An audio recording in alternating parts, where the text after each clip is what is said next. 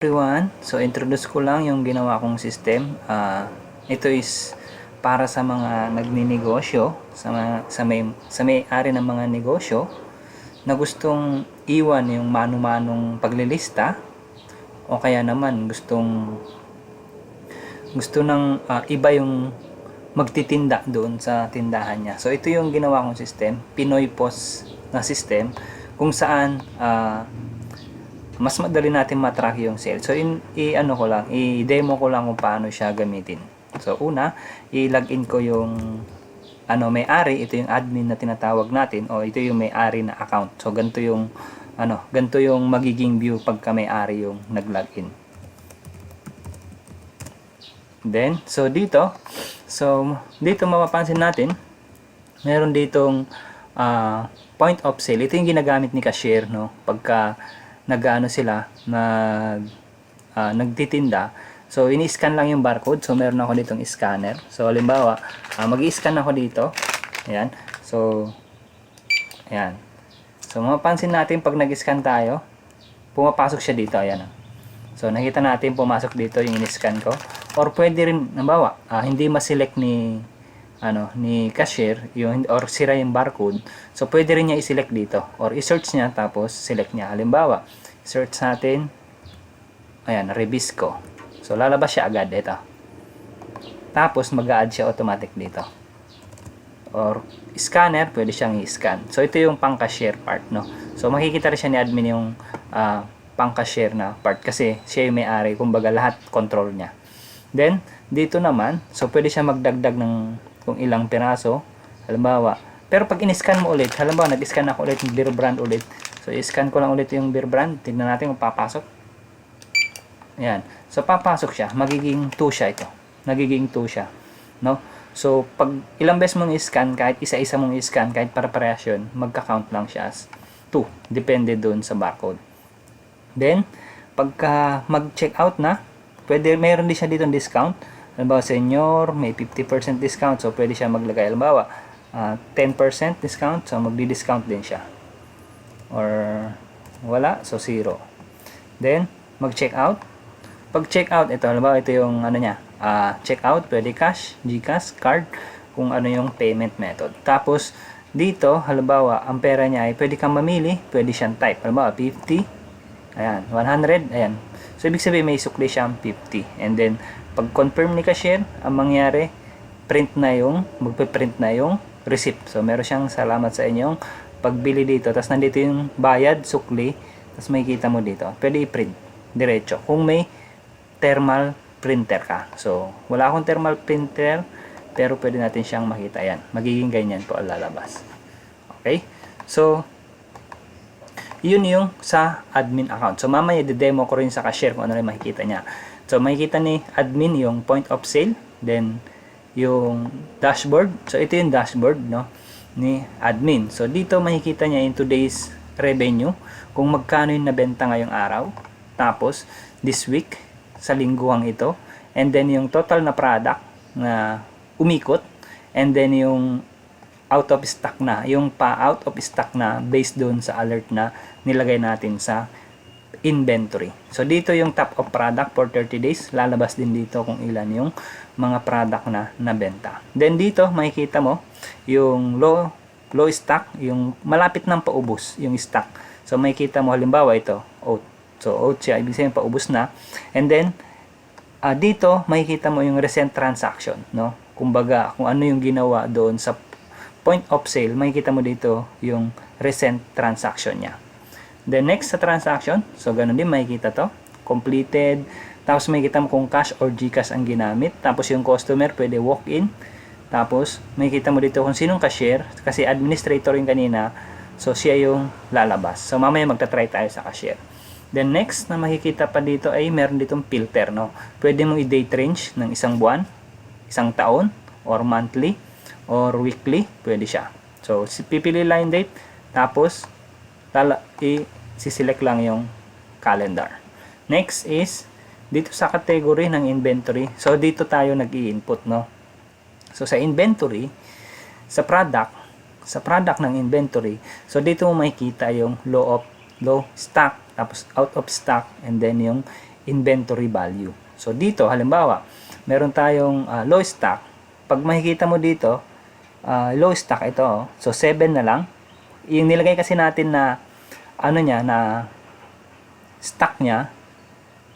Ayan. So pwede natin dagdagan. Halimbawa, may dumating na delivery, so pwede tayo mag-add. So ito, halimbawa, ang dumating ay 3, so pwede natin i-add.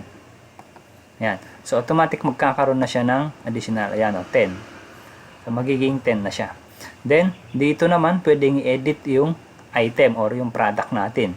So halimbawa, magdagdag tayo ng nito. So halimbawa, babaguhin natin yung selling price. Nagbago yung cost. So pwede natin siyang i-edit. So ang cost price niya, halimbawa ginawa nating ito, gagawin natin, ang cost price niya ay naging 15 na. Tapos ang selling price ko ay naging 20 na. So pwede natin siyang i-edit, ganun yung picture, pwede natin i-upload ulit, and then pwede natin dagdagan yung stock. Tapos save natin yung unit, pieces. Ayan, pwede natin baguhin yung unit. So madadagdag siya, no? May edit yung item na gusto nating i-edit. So pwede rin natin siyang i-delete pag hindi na nag-exist yung product natin. Then next, dito sa category. Sa category naman, pwede tayong mag-add dito ng category. So doon kasi sa product, di ba? Kung mapapansin mo, dito may category siya. Anong category? Household, beverage, personal care, snacks. So pwede siya, nakakategorize kasi yung item natin. So dito sa category, pwede tayong mag-add. Halimbawa, dito sa category natin mag-add tayo ng drinks. Yan. Tapos, ilagay natin dito, soft drinks. Ayan. So, magagamit natin yan doon sa, ano natin. Ayan, nag-add na siya. Soft drinks. Ayan. Drinks tsaka soft drinks.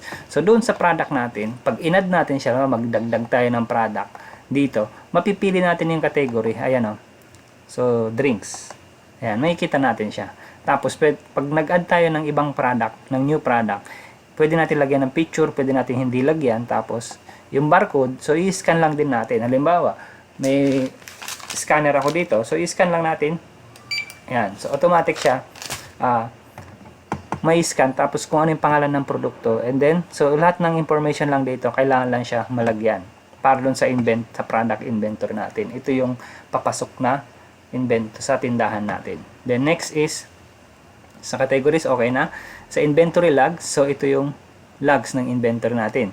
Kung ano yung mga na-add natin. So halimbawa, kanina, nag-add tayo doon sa oats. Ito. So makikita mo kung ilan yung before at saka kung magkano yung dinagdag natin. Change 3. So kumbaga, sa delivery natin, nakikita natin, nagdagdag ng ganito. Nagdagdag ng, so yun, yung makikita natin doon sa logs natin. So makikita natin yung date and time kung kailan dumating yung delivery natin. Then, next, since ito ay admin, so lahat, meron din ditong management type, management category. So dito sa customer, pwede tayo mag-add dito ng mga pangalan ng customer. Gusto natin magkaroon ng promo sa customer natin, so pwede tayo mag-add. Then sa user, so may-ari din ng may control. So dito nag-add lang ako ng 2 cashier at saka isang system administrator, no? Yung may-ari, yung admin. Then reports. So dito, pagka naging system administrator ka na, ikaw na may control ng lahat. So kumbaga, si admin, kasi kung makita nyo, dahil admin ako, so meron akong control. Pwede akong mag-add ng maraming cashier, maraming admin na kagaya ko. Halimbawa, mayroon kayong kasosyo sa negosyo, so parehas kayo na admin. Kumbaga, parehas kayo may control dun saan natin. And then dito sa reports. Ito naman yung reports na makikita natin. So dito, makikita nyo dito, yung total revenue. Ngayon, lingguhan, at saka yung buwanan, at saka yung taon-taon. So, yearly, monthly, at saka yung weekly. So, makikita nyo yung total revenue. Pag nilipat nyo, then, dito sa profit. Kung magkano yung kinita, ito yung mahalaga, no? Siyempre, nagle-less yan doon sa total cost, at saka magkano yung selling cost. Ito na yung actual na kinita. So, ito yung importante na parang dito mo makikita magkano ba kinita ko ngayong araw. So next is transaction, ilang transaction yun, and then yung average transaction, so nakukuha rin niya.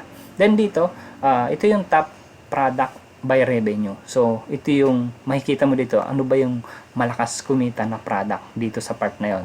And then dito, makikita mo yung performance ng bawat cashier. Sino yung pinakamalaking sale sa kanila? Si Juan ba? Si System Administration at saka si Marty Teo. So, yun yung kabuuan ng may-ari, no? Or yung admin, no? Na, ayan, kung mapansin mo dito, pagbuwanan, ayan, dadami kasi isang buwan yung average niya, then yung taon-taon, so ganun din, dadami siya, depende doon sa pinili mo dito. Then ito yung kabuuan ng administration or yung may-ari na makikita niya yung system, yung buong sistema ng negosyo. Next naman is ilagin natin yung cashier lang. So halimbawa si cashier 1, so si cashier 1 lalagyan natin yan. Meron dito cashier 1. And then, type ko lang yung password niya. Ayan. So, kung mapapansin nyo, si admin kanina, ang dami niyang nakita. Ngayon, si cashier 1, kung ano lang yung kanyang role, yun lang ang makikita niya. So, dito, dashboard, makikita niya yung dashboard. Ayan. Tapos, yung transaction, makikita niya. Pwede niyang balikan yung mga transaction niya. Tapos, pwede niyang i-view yung transaction ng bawat isa. So, yun lang yung makikita dito ni admin, ni cashier. So, halimbawa, si cashier may bumili ulit sa kanya. So, scan ko ulit. Try ko lang ha. Kanina sa admin try natin. So, ito pang cashier. So, mapapansin nyo, magdadagdag siya dito. Plus ko lang. Bawat 2 piraso kinuha niya. So, and then, check out. O, dagdagan natin ulit. So, ibang item naman. Kukuha tayo dito. So, scan lang. Yan. So, mapansin mo, sabihin natin mag-scan po ulit. Yan, 2, 3, 4. Kumbaga, in-scan niya ng sunod-sunod yung isang barcode. So, ito, lalabas at lalabas siya. And then, check out. Pag check out, cash. So, ang bawang cash, ang pera niya ay 100. So, automatic, kung magkano yung sukli niya, makikita na niya agad. Or, kung ayaw niya mag-type, pwede rin. So, ang gawin niya, pindutin niya lang ito, 100. So, kung touchscreen yung yung computer na ilagay mo, so kiklik lang, itatouch lang niya yan. Then, pwede siya maglagay ng notes, then confirm. So, yun, then pwede print o kaya bagong transaction na. So, kung mapansin mo pagdating sa dashboard, magbabago yung dashboard natin. Then, ganun din sa admin, automatic mag-update po yun. So, ito ay napaka-importante para doon sa may mga negosyo o kaya gustong iba yung magtitinda doon sa negosyo natin. So ito yung parang pinaka-security natin, no, na kumbaga mag-aalinlangan na makukupitan, na mangupit yung nagbabantay or yung cashier natin doon sa store natin. Kasi alam niya na merong system, nakasystematize yung negosyo natin. So yun lang po. Maraming salamat po.